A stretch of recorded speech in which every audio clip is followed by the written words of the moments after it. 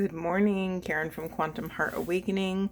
Let's do a collective check-in reading. I figured let's take a mini break from the soulmate cycles and drop into the greater collective and see what's going on.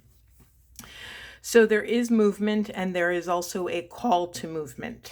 There is an invitation to initiate a soul retrieval process. Now, I don't know if any of you have ever done that. There is a very short and sweet version that you can do where essentially you go outside, you make sure you are barefoot on the earth and pure earth, like on the grass or in the dirt or something, and you go out with 2 glasses of water. In one glass, you put everything that you would like to release into that. You put everything within yourself that you would like to release, but also all of the things that you've actually collected and taken from other people throughout your life. And if you can't come up with specifics, I mean, specifics are the best, but if you can't come up with specifics, you can just, set the intention that I give everything that I've collected from other people, I pour into this water now. I release it. I consent to this release and I give it back to this glass of water. And then when you're complete with that process, you take the water and you dump it out on the ground. Now, in the other glass of water, you call in all of the beauty, all of the strength, all of the things that you desire to call back to yourself. You can call in everything that other people have taken from you, whether that's people, places, or things. You call all of those pieces of self back home, right? You're calling yours, quite literally, you're calling all of your pieces of spirit back home to this glass of water. And when you're complete, only when you're complete, then you actually drink that glass of water. I used to do this every day, staring into the sunshine, barefoot on the earth. And I can't explain why it works, but it really was very satisfying to me. And so I recommend that you do this. And you could do this, if you've never done it before, it might feel a little bit more energetically intense. But once you kind of do that big dose of this, I used to do it daily. So once after the first, maybe initial week of doing them, the energies weren't as intense. It's almost like, after the initial big kind of ritual, my daily ones were like maintenance almost. Did I pick up something that wasn't mine during the day at work, at the gym with my family? Is there something that I collected that I would like to give back? And so it's this really beautiful ritual to get into. Okay, the other thing here, this is wild. Collectively, all of these gifts are coming online. You've heard me talk about this. We've seen it for the last few months, but quite literally it has shown up in the last 5 or 6 readings. Specifically, it has shown up. And so there's something here about when the winds of change blow through your life, accept the consequences. That's not the best word. Accept the repercussions of this great wind spirit blowing through your life. If the wind spirit comes through your life and shakes up a bunch of stuff, don't try to fix what it moved. There's something here about accepting the shift, accepting this next piece of awakening, this next piece of higher calling. The wind spirit and I have had a long relationship. Years ago, I was in, I want to say Canada, and I was sitting at the base of this mountain, and it was the first time I really developed a relationship with Mother Gaia, specifically Mother Gaia in mountains. And then the great wind spirit came, and in this moment where I was in the trenches of myself, in the trenches of my own pain and suffering, wind spirit came and quite literally moved through me and took all of this dense, emotional, energetic debris with it. And in that moment, I had such profound gratitude for that experience. And over the years, Wind Spirit has come to me in some of my most difficult moments. So when Wind Spirit comes to you, sorry, I'm getting emotional just thinking about it. When Wind Spirit comes through your life and blows, through everything and rattles everything and maybe knocks some stuff around, allow it to. Know that this human chaos is another form of divine order. Okay, there's another piece of this. So I've never done a reading with this deck and have gotten 3 out of the 4 cardinal direction spirit cards. We have Spirit of the South, Spirit of the North, Spirit of the West. Now, if you're familiar with shamanic culture or not, a lot of shamanic cultures use what's called a medicine wheel, and every cardinal direction means something. So I'm going to read to you from a book, but I also have another book that I want to. So very quickly, let's see. Spirit of the North is connected to the element of earth and initiates you to the energy of strength, stability, practicality, and resourcefulness. Spirit of the, hold on, I'm losing it. Spirit of the South is connected to the element of fire and initiates you to the energy of expansion, radiance, action, excitation, and rapid change. And then Spirit of the West is connected to the element of water and initiates you to the energy of sensitivity, nurturing, feeling, rest, and self-care. Okay, so what's not here? East. Let's see what that is. The Spirit of the East is connected to the element of air and initiates you to the energy of clarity, truth, new beginnings, and the realm of ideas. Okay, what's really fascinating is that I've been talking about the Wind of Spirit this whole time, and it's the one that is actually absent, but that makes sense because it's already here, right? It's already present energetically. Okay, and from my other book, this is the Mystical Shaman Oracle, which is one of my first and oldest decks. I love this deck. It's incredible. Let me just read this from me. Let's see. Enter the medicine wheel from the south and reflect on how you are still clinging to events from the past. Continue to the west and notice which relationships are toxic and drain your energy. Step into the north and ask yourself, do I know my passion, and show it?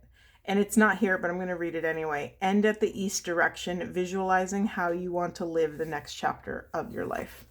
Okay, so it's no secret that you're being called to quite literally evaluate the longitude and latitude of your life, to feel into what is in alignment and what is dissonant, what is time to let go of, where do I want to change, what's draining my energy, what is fulfilling me, what is dragging me down. These are not small questions. This is a pretty and can't you also just see in these cards like the energy in them? Like we have this fire and this air, and it's just a lot of movement. Okay. I'm really drawn to this side of the owl card. So owls see in the dark, right?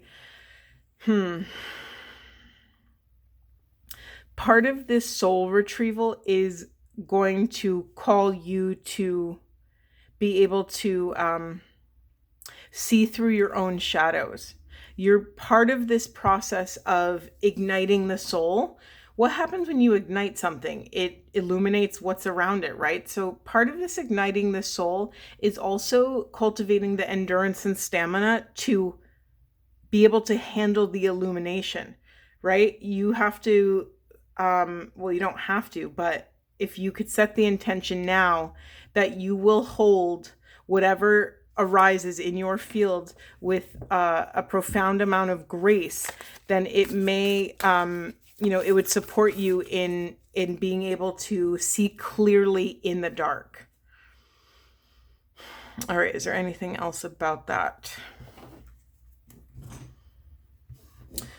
Okay, so the other thing too is that we have prayer in reverse. I'm sorry, not reverse. We have it in the unconscious position here.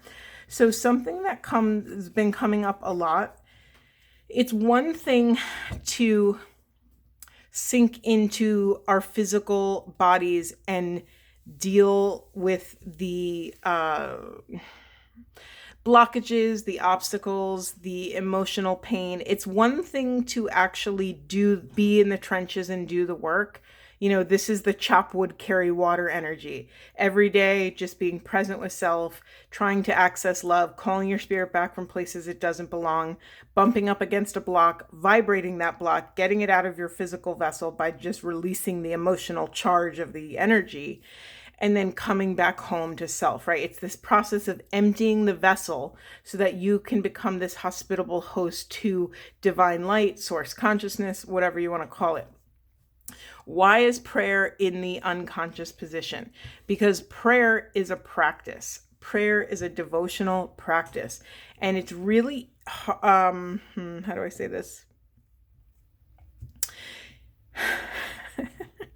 It's very easy on this path to get caught up in the efforted work. I don't even know if efforted is a word, but it's easy to prioritize the hard work than it is to prioritize the devotional work. Like, okay, so in the world of psychology, it's really, how do I say this? It's the impetus for growth on our path. The thing that drives us to keep going, even in the trenches, is the feeling that you get when you make a connection. That feeling you get when you connect the dots in your own psyche and you finally understand a huge piece of the puzzle. This could be a huge piece of the puzzle of your childhood, of your relationship patterns, of your fears, of your pain, of your suffering. There's something so freaking satiating and delicious and juicy about getting that missing puzzle piece to all of a sudden have this mini awakening. I call it like a mini awakening psychologically. There's something so, it's like finding a piece of, it's like finding treasure on a treasure hunt, and you're finally able to, sorry, I'm getting distracted. Hold on one second. Yeah, okay, sorry. It's like finding a piece of treasure on a treasure hunt, and it's not even the big treasure. It's just like these, oh my God, I found a gem on the way to the treasure chest. So, I feel very choppy in this reading. And I just got very itchy, like all over my body. That's what was distracting me. And so, is there some of you, the message is, okay, I'll just share the message.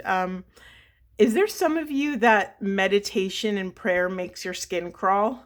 Is that a thing for some of you? That's what's coming up right now. And I could feel it. I could feel it all over my body. It's a crazy, really bizarre feeling. Let me try to focus. Let me call my spirit back, right? This is the practice. It doesn't matter. Here's the thing too. We practice calling our spirit back from everything, not just from the big heavy hitting, what is that? I can't even talk. Heavy hitting things, but also the little things. Like, it's reminding me, have you ever been in like a classroom or at church or somewhere where you're supposed to sit still and be quiet and you just can't? It's like you're fighting it with every cell of your body. That's the feeling I'm getting right now, is this very, this interesting, hold on.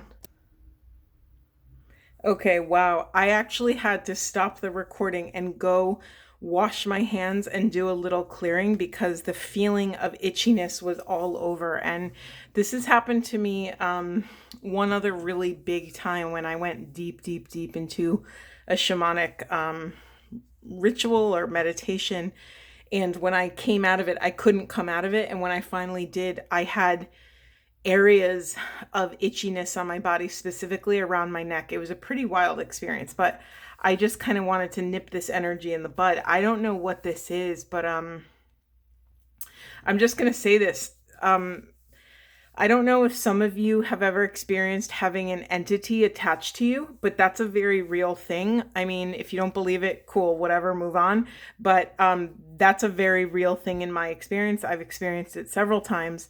And what you could do is imagine your entire body as if it was a vessel, like a cup or a receptacle of some sort, and imagine it filling up with golden light, almost as if golden light was a fluid, and you're literally filling from starting at your toes, and then it's going up and up and up. And imagine this golden light filling you up. And what that's doing is it's displacing anything that, any debris that you've either collected, or any entity that has been attached to you. So I visualize this finally getting up to the crown, where it's all of a sudden overflowing out of my crown, almost like a fountain. And then I ask Archangel Raphael to surround me in emerald green light of healing, and Archangel Michael to surround me in his blue light of protection, and then Archangel Metatron to surround me in a crystalline dodecahedron of protection, of, I always visualize this dodecahedron around me like spinning, almost chopping up any sort of energetic debris that comes in that's not of my highest and best good. So that's a little interlude. This was a weird little thing that kind of interrupted, but maybe that's for some of you. Especially if you're going through your life and you feel radically different very quickly, if you're normally in a great mood or something, and then all of a sudden you feel either physically something attached to you, because that happens, or if you notice your mental health radically took a turn, like all of a sudden,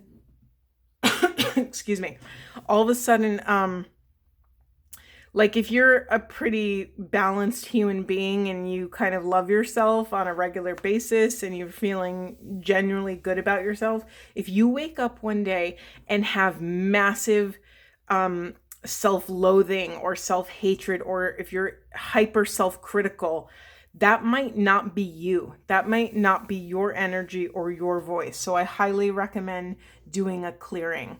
And you could do exactly what I just said, and you could rewind it and save it, or even write yourself some notes, so you don't have to go back to this video. Okay, let's just honor that. Let's let that clear. Let's let that dissipate. I'm going to actually, I use clapping to break up the energy. I mean, you could just do that. Sometimes I do that around my body. It definitely breaks up any sort of density. Okay, let's get back to our reading. All right, let's get some questions. Okay, Spirit, for collective. All right, we already got one. Okay, your guidance is divinely guided. Yeah, this is another self-trust. We have initiation, rite of passage, crossing the threshold. We have where are you being called to journey? And we have wait, postpone, say no, and pause in reverse. It came out in reverse. So did your guidance is divinely guided. I didn't spin it though. Okay, hold on. Okay, a couple messages here. So again, this came up in yesterday's reading, I believe. Right now, today, in this moment, where in your life are you saying no where you want to say yes, or yes where you want to say no? Basically, there is a disruption in your ability to own your no. You may be owning your no, but it may show up too late. Sometimes we think we're being nice or kind by saying yes and getting into something. And then once we're smack dab in the center of it, we're all of a sudden a hell no to it. And we can't always get ourselves out of it. So you're being called to really develop a very accurate relationship with your no in your body. Recognize, and you can practice this. Like, think of something that is absolutely a hell no. Like if I was like, I don't know, we'll go with Sally. Sally, do you mind if I light your hair on fire? And you're like, absolutely not. When you feel that. What does a hell no feel like in your body? When you hear it, feel it, drop inward and really feel, where is your no showing up in your body? For me, it was my chest. Like if someone was like, Karen, can I light your hair on fire? Absolutely not. Get out of here. Who are you? Like, what is happening? That showed up in my chest and also a little bit in my gut. It shows up differently for most people, so pay attention. But you can actually practice this over and over again to start fine-tuning your awareness so you can identify a no. Let me just, this is like a pro tip. If you hesitate, if there's any part of you that's hesitating when someone asks you to do something, it could be, hey, Karen, do you want to go for dinner, tomorrow night? And I'm like, I don't, if I pause, if I hesitate even in the least, it's most likely that it's not a hell yes for me. It's most likely it's not a strong vibration enough to want me to say yes. So I have to honor that. Okay, so that is a beautiful, beautiful practice that you can do. What else do we have? Okay, we have double mission, channeling and uplifting humanity. We have trust your path. If you knew you would be supported, what would you do? It was in reverse. And then who or what is triggering you, and call back your power, cut cords, and soul retrieval. Okay, synchronicities. I did not plan that. Hold on, let me get organized. I'm trying to organize these cards in a way that I can, there we go. They're sloppy, whatever.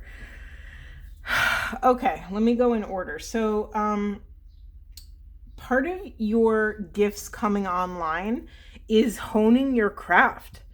If you're worried about the world accepting your gifts, you probably won't spend energy and invest your precious life force in honing your gifts. So step one is that you yourself have to build your confidence, love yourself enough so that you actually believe that this is worth value, that this is valuable. Maybe you're an incredible hands-on healer. Maybe you're called to Reiki. Maybe you're called to cranial sacral massage. Maybe you're called to maybe you're this brilliant magician or alchemist that you actually, when you move your hands, you actually can move energy around people, places, and things. Maybe you're called to this. But if you never first believe in that gift, then it will stunt any potential there. It will stunt your growth towards the relationship you could develop with those gifts. You are here to uplift humanity. In order to do that, you have to clear out your vessel so that you could channel what's meant for you. Remember, every soul is different. Every soul is a different flavor of vessel for this unity consciousness, source, God, ultimate love, whatever you want to call it. When I talk about this stuff, about honing your gifts, what's triggering you? Is there anything that's like immediately coming up? Is there anything that is preventing you from taking a step forward? Are you scared what your partner would think? Are you scared what your coworkers would think? Are you scared what your family or friends would think? It's I can't tell you how many friends I have right now who have corporate high up jobs, who also have these brilliant, incredible soul gifts on the side. And some of them are happy living that dual life. Some of them, and that's fine. That works for them. They have a balance and an intention where they kind of share their gifts on the side. And then there's other people, and I fell in this camp. I worked in a hospital for 15 years. And I was miserable. I wasn't miserable the whole time, but the last few years, I really felt the abrasion of my soul not doing what it came here to do. And I have another friend that is also evaluating, what's next for me, and how do I really leave the comfort of this kind of intense corporate structure to, share my shamanic gifts or my energetic gifts or whatever they may be. So again, who or what is triggering you? Now, you've heard me say this a million times. The work is always the same. The work is in honing your skill and calling your spirit back. What do I mean by that? Because you hear me say it all the time, but what does that actually mean? Basically, it's being able to call your attention back. Where is your attention going? Where is it getting pulled from? And what are you allowing to influence your awareness? You have to be able, so if someone's telling you you're a piece of crap person and you're a terrible person and you've done horrible things, and that is so acutely untrue, if that is a bold-faced lie, can you be strong enough to call your spirit back from that energy, from that false stuff, and say, you know what? I know myself. I know my heart. I'm not a crap person. In fact, I'm a incredible person. I'm a very loving person. I have an open heart. I'm here in service to the world. I have these gifts that I'm going to step in and share them with humanity. Can you be strong enough to really build these energetic boundaries around the world around you? In a very simple example, it's like when you sit down to meditate, what's the first thing that happens? Okay, you say, okay, Karen, let's sit down. I have an open, aware, and awake posture. Maybe my legs are crossed. Maybe I'm sitting upright. Maybe my hands are in prayer position, or maybe they're just resting on my legs in my lap. And then you say, okay, clear your mind. And what inevitably happens? A bunch of stuff rushes in, right? And then the real work begins, right? Okay, so then you're saying, think of nothing, empty your mind, right? And then the grocery list comes in, and then you're worried about your job, or you're worried about your friend who's going through a hard time. And the work is always the same. The work is to call your awareness back to the breath, back to the present moment.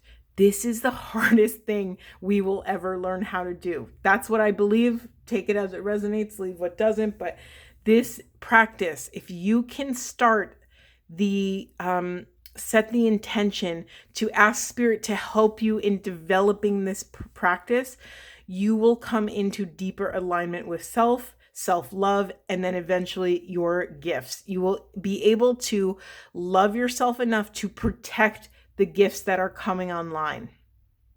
What are you protecting them from? Yourself, your inner saboteur, your partners, your friends, your coworkers. I don't know, maybe people from high school on social media that do you really give a shit what they think about? Probably not. What else? Who else are you protecting yourself? You know what I mean? It's like, it doesn't matter what it is. You might be protecting yourself from what they're saying on the news, from what they're, I stopped watching the news years ago. I don't read newspapers. If something is going on that I need to know about, someone will tell me. My friends, my family. And it's changed my life turning off the TV. So I highly recommend that. But even the news, there's so much there's so much fear mongering out there, right? Because when you are in the vibration of fear, you are not in the vibration of love. Fear contracts, love expands. Remember that, write that on a sticky note and put it on your mirror. Fear contracts, love expands. Okay, what else are we working with here? Storms. Yeah, you're being able to, there's a lot here. Okay. We have this beautiful storm card. I'm putting it directly in the center. You are practicing holding your center for love in any storm, in any flavor of chaos. You've heard me say this over and over again. We have alchemy, we have grief, we have naked in reverse. So there's something here about my naked card is my vulnerability card. We have manifestation, resistance, shine, and liberation. It's so funny because I feel like my naked card and my liberation card come out together, and they come out like this. One is reversed, one is upright. Isn't that interesting? So to me, there's some sort of, I'm picturing the yin yang symbol. There's something inverted or inverse about the relationship between vulnerability and freedom. Right? And I think in our society, vulnerability is so often seen as a weakness and thus been treated that way. And so we've probably developed a lot of fear of vulnerability or judgment around vulnerability, but really it is your key to freedom, to be able to stand in the center of your chaos of vulnerability and alchemize what shows up. That is your path to sovereignty. That is your path to overcoming any sort of resistance. You're not always aware of it, but doing this process is actually the ultimate calling your spirit back from places it doesn't belong. Can you call your spirit back to your heart's truth when you are getting resistance from the world around you? Wow. Okay. Anything about, it's interesting. I didn't say it out loud, but I was asking about this grief card, and we have Wounded Healer and Awakening. Okay, so this goes hand in hand with your gifts, people. There's something here of when you are step into your vulnerability around grief, around what you are grieving. And grief is another one of those kind of dense energies that we don't always show to people, right? It's like you have a death in the family, and like people might be there for you for the first few weeks. Maybe they're bringing food, maybe they're showing up with kind words, and then slowly but surely it stops. But you know what? The grief doesn't stop. The grief sometimes ramps up even higher because it's really sinking in that, you know, this thing happened, or we really lost our loved one, and it's so final. And if anyone who's ever lost a loved one knows that grief comes in waves, it'll you know, it's the ebb and flow. It goes away, and then sometimes it comes back like a freaking tsunami. And that we are vulnerable in that place where we are in the trenches of self, right? So there's something here about when you learn how to pull yourself through that vulnerability, that is your gift that you are meant to teach other people. Some of you are having an awakening about this right now. Some of you, this is just around the corner. But let me tell you, your sovereignty, your freedom and liberation is on the other side of that vulnerability. And in the unconscious, I'll just share it with you quickly. We have divine lineage. Remember, you're never doing this work alone. You have an entire lineage behind you in the cosmos. You are one thread of this greater tapestry. You have the entire tapestry, the cosmic quantum field behind you doing this work. You are never, never alone. Okay, anything else, Spirit? You know, no, I need a mermaid card. I'm just feeling the mermaid energy. Okay, Spirit. What am I doing? Sorry, I'm dropping cards. Okay. What would you like to... Oh, you know what's interesting? We have a card that's not supposed to be here, and we have the cloud card. Beautiful. And then we also have the re-energize card. You know, part of sometimes accounted for vulnerability can drain our energy. So there's something here also about when you claim this vulnerability and actually allow it to take up space in your life and integrate it, right?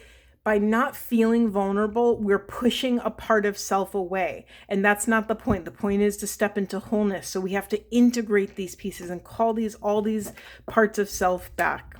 And then we're going to end on be spontaneous. Wow, beautiful reading. Thank you for being with me. I will see you in the next one.